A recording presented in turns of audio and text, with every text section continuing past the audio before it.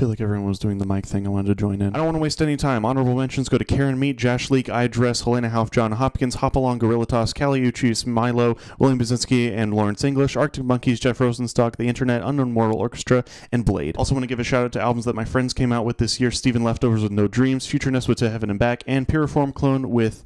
Fuck, I forgot the name of it. The Bellamy Show Frequency Test Center. Hope you all had a great year. These are my top 50 albums of 2018. Blood Orange with Negro Swan. Eddie Etta with Old Friends. An epic crossover of post-rock and dream pop wombs like splitting the head from the body. No Name's Room 25. And Daughter's comeback record, You Won't Get What You Want. Anderson .Paak with Oxnard. Tierra Whack made the rap trend of brevity her identity on Whack World. Howdy with Cranberry. And Chris Corsano and Bill Orcutt with Brace Up. The legendary bong rippers Sleep are back after almost 2 decades with The Sciences. Johnny Jewel's pristine synthetic tribute to Precipitation with Digital Rain. Yowler with Black Dog in My Path. Somehow I skipped that one on the list. I went from being initially bored to completely entranced by George Clinton's songwriting on Slide. This guy's recorded a lot of experimental music under several different names. I first knew him as Lee Bannon, but now that I've heard Tahoe, I'd like to give the crown to his ambient project, Decadent Cut. I'm so glad to finally definitively say I have a favorite pop star of the current trend, and it's definitely Ariana Grande, who stopped the mainstream to a screeching halt with Sweetener. This album is so corny. There's very few artists I admit I enjoy through the corn, but Ghost embraced heavy metal cheese in the best way on Prequel. Experimental rap reached an early peak this year with JPEG Mafia's Veteran. This band made their name in the 90s with extremely slow acoustic rock, but with this album, Low have completely revamped their sound into something so ear-splitting and emotionally crushing with Double Negative. I like Julian Casablanca's sonic experimentation with the Voids on Tyranny, but with Virtue, they've actually been able to marry that sound with the Strokes' penchant for catchiness, and the result is such a treat. For some reason, this one stayed with me. This guy's last album was very critically acclaimed, but I feel like he's really improved his songwriting here a lot and merged with the quirky production. It's just too playful for me to ignore. Porches with The House. The creator of one of the most boundary-pushing albums of the decade has followed up on his offer 3 years later, Clarence Clarity with Think Peace. My favorite metal album of the year combines extremely tortured death metal with jazz, Imperial Triumphant with Vile Luxury. Do you like the Oh Brother Where Art Thou soundtrack? Perhaps you'd enjoy the a cappella folk trio Mountain Man and their album Magic Ship, like I did. This made me feel like industrialization never happened. My most contentious pick of the year. I would have not gone near this album had I not been suggested. But weirdly enough, this songwriter has transformed the pop trap trend into something so infectious and genuinely emotional I couldn't help but be wrapped up in its incredible melodies. Hate me if you like, but I loved Post Malone's Beer Bongs and Bentleys. The best drumming of the year without question is right here on Eli Kessler Stadium. Listen to this and soak in every click, tap, and rim shot. It's glorious. Another R&B titan rising up this year and last year has finally released his debut album, and boy did he knock it out of the park. After crafting a signature sound with just a few singles, Joji is going amazing places with Ballads 1. This is probably the closest thing I'll ever get to ambient trap. This band has revamped their sound 3 times, and this is the best incarnation, and the result is my favorite album of theirs. A truly studied and masterful synth-pop album with a little dark edge, or should I say, little dark age. I am so sorry. MGMT crafted 10 solid tracks that can get stuck in my head for days on end. Number 23 is the modern, dreamy revitalization of sensual soft rock with Conan Moccason's Jazz Busters. I hope I can see the film accompanying this very soon. One of the best lyricists in modern hip-hop, full stop, teams up with the perfect producer for his hyper-subdued rap style. Ka and Animos are Hermit and the Recluse on Orpheus versus the Sirens. The best jazz album of the year is a sweeping panoramic opus of duality, cataloging the complexity of space as well as our minds, Kamasi Washington's Heaven and Earth. I was once sad to see this band's trademark style immediately vanish until I heard this album in full. Cara Cara Bonito, embracing the tenets of twee, noise pop, and power pop, have rekindled the flame of a dying stylistic fire with Time and Place. Number 19 is still murky, no matter how hard I try reading into it, but I believe that's the point. The world created on this record is vast, but Daniel Lopatin only offers a small window into what it could be. Futuristic, corrupt, and divine, 106 Point never surprised me again with Age of. Number 18 remains warm while standing in the face of a blizzard with its detailed analog production and smooth catatonic flow from one track to the next. Ski Mask's Compro is the best example this year of a whole, unified, unflinching techno album. Number 17 feels like an unbroken narrative. I still can't figure out what it is, but it's there. It's full of disaster, chaos, disintegration, and remembrance. Christ's Deep Dark Trench is a plunderphonic Renaissance painting, and I urge you to listen to it at least once.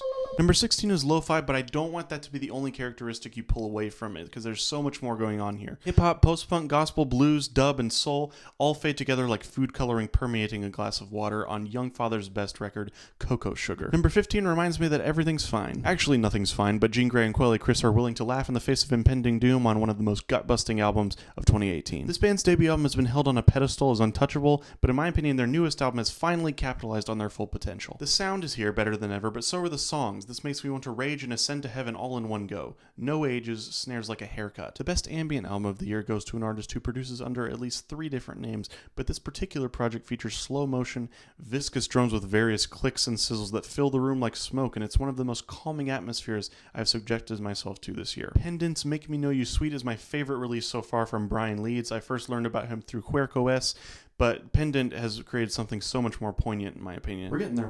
And number 12 is a producer with a long history, but under this new moniker, he compiles various tracks from the past 5 years, and they just so happen to be some of the best deep house tracks of the decade. As against all logic, Nicholas Jar proves his incredible worth to me, as I was underwhelmed by some of his earlier projects. This band has impressed me from when I first discovered them, and they've only gotten better as the years have gone on. And this newest one is yet another career definer, and has quickly become one of my favorites in their discography. Beach House with 7 make the surprisingly smooth transition into the hazy worlds of shoegaze.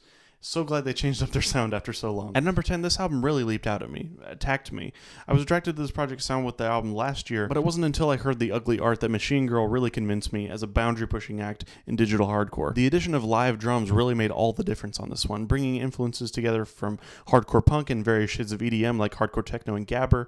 Track for track, it remains heavy and blistering, as well as simultaneously blissful and enveloping. I haven't been able to let this one go. I was worried a rap album wouldn't make it into my top 10. In my opinion, this year hasn't been an amazing year for hip-hop, but usually there's always someone out of the left field that comes out of the woodwork to impress me. And this year, it's an unlikely actor who has made a gorgeous and seamless transition from juvenile, clumsy hype rap to hermetic, jazzy, avant-garde, and dejected philosophical rap. I'm of course speaking of Earl Sweatshirt's best record yet, Some Rap Songs. There were a lot of extremely short rap albums this year, but Earl Sweatshirt was the most successful, weaving together 10 brief but deep, cutting rants about the mind and the heart, with Earl's voice sometimes drowning in the beat itself like he's lost in the middle of the ocean. It's so potent and thick with atmosphere and emotion. Please listen to it. I'm going to get a little more rambly and less scripted than the top 10, so bear with me. Number 8 is one of the best punk albums of the year, though there have been a lot of great punk albums this year, from a band who are not afraid to get goofy and off the wall with their production style and influences. In foregoing that boundary, they have pushed the limits of punk to encompass so many other feelings of rage on Mirror Might Steal Your Charm. The Garden welcomed the sounds of Golden Age hip-hop, breakbeats, cartoon sound effects, and the result is so unbelievably infectious. My opinion of these guys really solidified after seeing them perform live, because as funny as some of these songs sound, they can still get animalistic with it. One of my favorite DIY acts of the decade, and I can't wait to hear more from them. Number 7 is from a critically acclaimed band, no one can deny, but they didn't fully click with me until this album. I've always loved them, their sound, their attitude, their desire to bash all genre limits in their path. I've enjoyed every album of theirs to some degree, but this thing just made sense as their most boundary-blurring project yet, and one of the most current things I've been able to hear in the internet age. The most online album of 2018 goes to Death Grips with The Year of the Snitch. Number 6 is a record I was hesitant to say was better than all the other albums from this band because I love their earlier sound, and I still miss it to some degree. But with this album, they finally fully embraced the worlds of old school punk with an intensely political angle, and the frontman of this band has said some of the most real statements that I think people in 2018 should hear. Parquet courts are keeping me wide awake in the midst of this social turmoil. Though it exists within the tornado of emotions that the current age has brought upon us, it's still such a fun, energetic, and carefree respite from all the craziness. It makes me hopeful for the future that there will be more people like this band. Number 5 is one of the most cutting-edge things I think we could ever hear this year. 2018 was a huge year for this artist, and they've accomplished so much in such a short amount of time.